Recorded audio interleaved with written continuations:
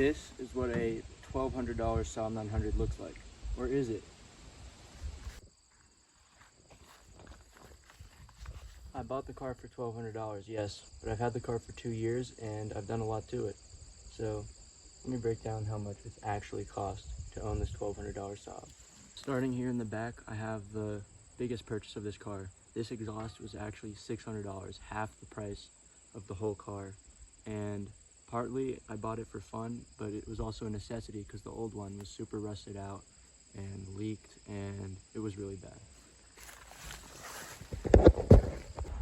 I installed it myself with my friends, which meant that not only was it fun to do, but it was also a good learning experience, and I saved a lot of money. If I'd paid labor costs to install this exhaust, I'd imagine it would have been a lot more expensive.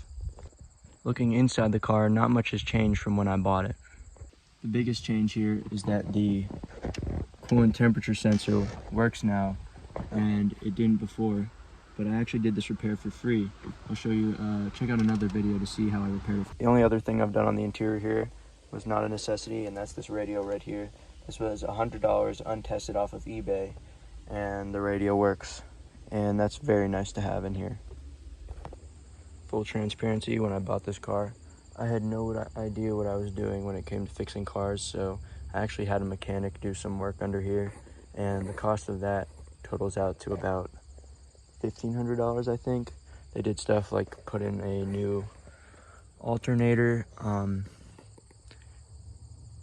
new switches here and there, new thermostat, they changed the fluids. Now I could do this all myself, but when I first bought this car, I would not have been able to. Oh, they also changed the belts here. Another big thing in the interior that totally slipped my mind is it has a new ignition switch, which kind of bothers me because now the keys don't match, but the old one was finicky, and now the car starts most of the time.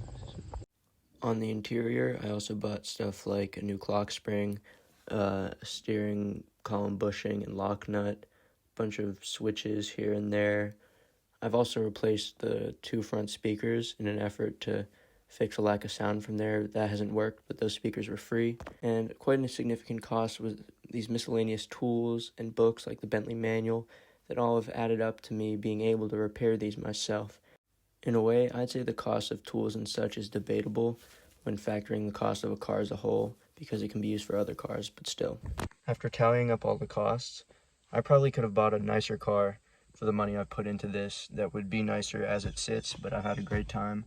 I've learned a lot, and I really love almost everything about this car, except for maybe this. Anyways, thanks for watching. I hope this sheds some light into the cost of owning a cheap Saab for some of you. And honestly, this is good for me to keep track of too, because I've kind of just been putting money into this and not really thinking about it. Although it's definitely not an investment car, this is for me.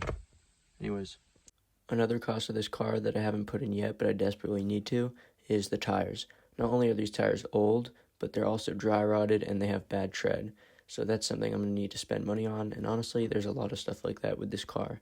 Stuff that I know I'm going to need to spend money on soon. I just haven't yet. After all is said and done, to have this car where it's at, running and driving somewhat reliably, I had to put just about $4,000 into this car total, including the cost of the car. Now, I could have saved money in some places, but this is definitely quite an exorbitant cost. I have no regrets. I've learned a lot. I think if I had to do this over again with my current knowledge, I could save a lot of money, but I've also had a great time. I think this car probably would have been crushed if not for me, so I'm happy to have put a stop to that, and I'm also happy to have a cool car in a bright yellow color that is quite rare. I'm looking forward to making more improvements with this car and learning more, and also the opportunities it'll bring me, such as Saab Owners Convention, which I hope to go to in it one day, and maybe I'll buy another Saab 900 as a result of owning this one. Thanks for watching. Bye.